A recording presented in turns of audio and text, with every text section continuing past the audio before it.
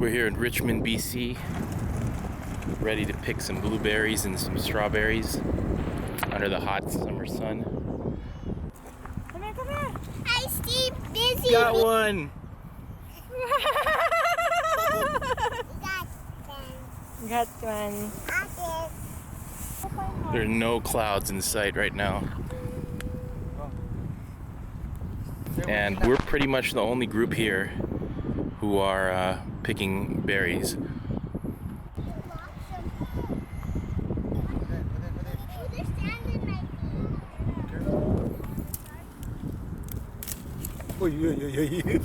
It's 5:53 at night and the sun is still up.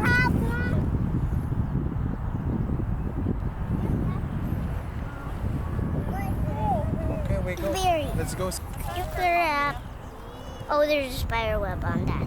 There is? Yeah. Where? That's very big. See? I don't see a spider web. We go hard, 5 minutes more, okay? It's about $4 a pound, and you can bring your own basket or you can buy one for 50 cents. Wow, that's a lot of strawberries. Look how shiny and perfect. Is this a big blueberry? Yeah, those are big ones.